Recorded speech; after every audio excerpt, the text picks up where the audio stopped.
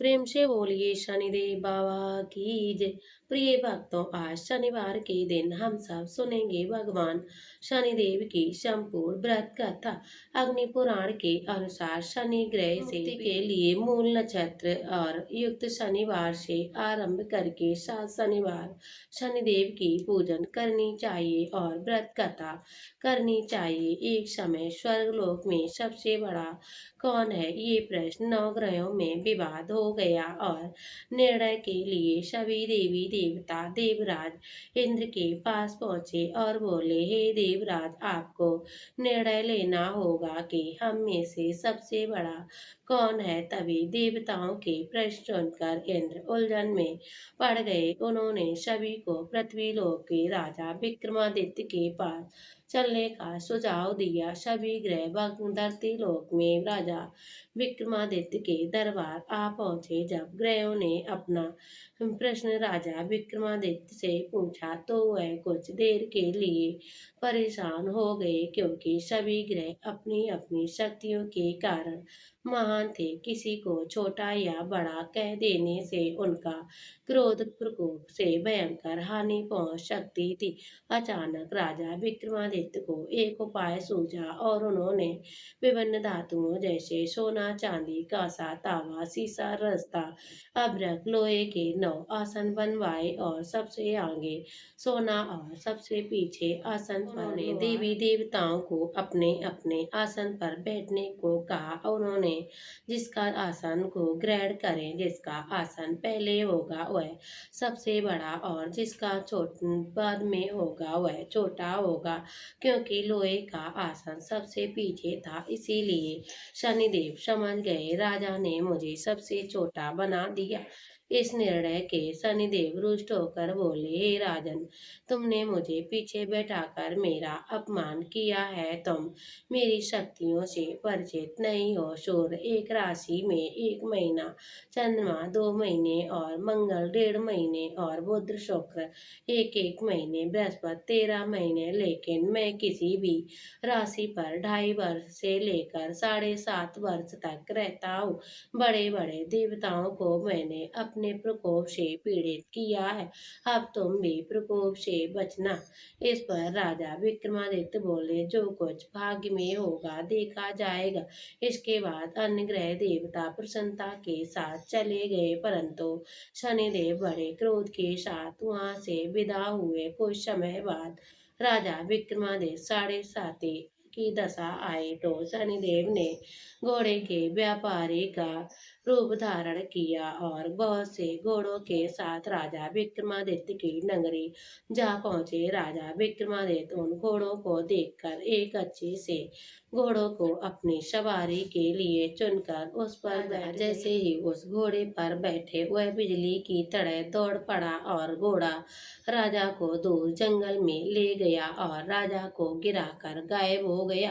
राजा अपने नगर लौटने के लिए जंगल में भटकने लगा। उसको कोई रास्ता ना मिला। राजा भूख प्यास से व्याकुल हुआ और घूमते घूमते एक चरवाहा मिला। राजा ने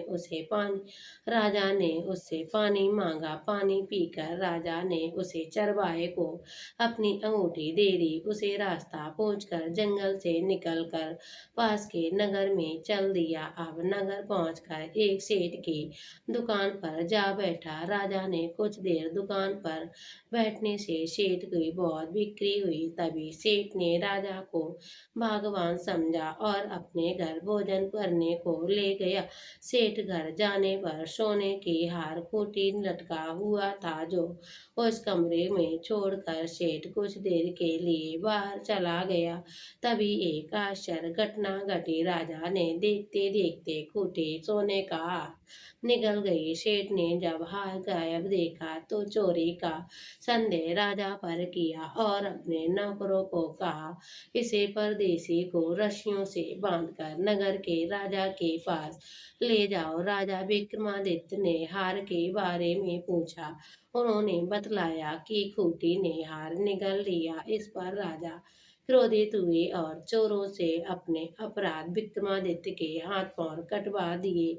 आदेश दिया। सैनिकों ने राजा विक्रमादित्य के हाथ पैर काट कर सड़क पर कुछ दिन बाद एक तेली आया और तेली कर ले आया, उसे कोलू पर बैठा दिया। राजा आवाज देकर बैलों को हाँकता। इस तरह तेली का बैल चलता रहा।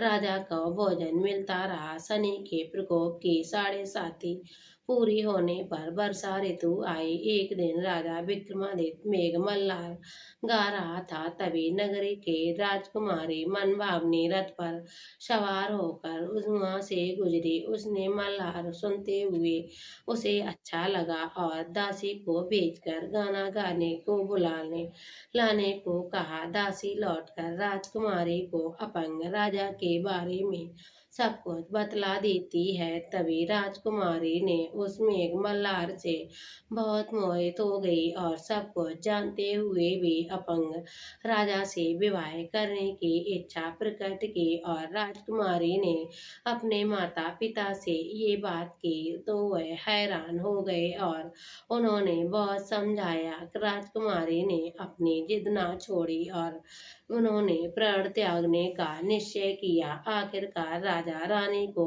विवश होकर अपंग विक्रमादित्य के साथ राजकुमारी का विवाह करना पड़ा। विवाह के बाद राजा विक्रमादित्य और राजकुमारी देवी के घर में रहने लगे। उसी रात स्वप्न में शनिदेव ने कहा, हे राजन, तुमने मेरे प्रकोप देख लिया। तुमने स्वप्ने को मेरे को अपमान का दंड दिया। राजा ने शनिदेव से क्षमा मांगकर कहा और प्रार्थना की, हे शनिदेव, आपने जैसा दुख हमें दिया वैसा किसी को मत देना। शनिदेव ने कहा, हे राजन, तुम्हारी प्रार्थना स्वीकार है। जो कोई स्त्री पुरुष मेरी पूजन करेगा, कथा सुनेगा तो निश्चय ही मेरा ध्यान करेगा, चींटियों को आटा खिलाएगा, वह सभी प्रकारों के कष्टों से मुक्त हो जाएगा, उसके सभी मनोरथ पूर्ण होंगे।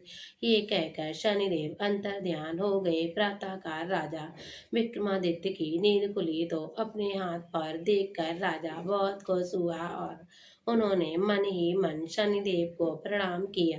राजकुमारी भी हाथ पांव देखकर हैरान हो गई, आश्चर्य में डूब गई और राजा विक्रमादित्य ने अपना परिचय देते हुए शनिदेव के प्रकोप की सारी कहानी कह सुनाई। इधर सेठ को जब इस बात का पता चला तो दौड़ता हुआ आया और राजा विक्रमादित्य के चरणों में गिरकर क्षमा मांगने लगा। राजा विक्रमादित्य ने उसे क्षमा कर दिया, क्योंकि वह जानते थे कि ये तो सब शनिदेव के प्रकोप के कारण हुआ था। तभी सेठ राजा विक्रमादित्य को पुनः अपने घर ले गया और उसे भोजन कराया। भोजन करते समय वहाँ एक आश्चर्य घटना घटी, जिसे देखकर वे खूंटी हार उगल रही थी। वही सेठ अब अपनी बेटी का विवाह राजा के साथ कर दिया और बहुत से स्वर्ण आभूषण धन आदि देकर राजा को विदा किया। राजा विक्रमादित्य, राजकुमारी मनभावनी और सेठ की बेटी अपने नगर वापस पहुंचे तो नगर वासियों ने हर्ष के साथ उसका स्वागत किया और अगले दिन राजा विक्रमादित्य ने पूरे राज्य में घोषणा कराई कि शनिदेव सब ग्रहों में सर्वश्रेष्ठ है। प्रत्येक स्त्री पुरुष शनिवार को व्रत करे और व्रत कथा अवश्य सुने। राजा विक्रमादित्य की घोषणा से शनिदेव बहुत प्रसन्न हुए और शनिवार का व्रत करने लगे। व्रत कथा सुनते से शनिदेव बाबा की अनुकंपा प्राप्त होने लगी और जातक के सभी दुख दूर हुए। तो प्रेम से बोलिए शनिदेव बाबा की जय।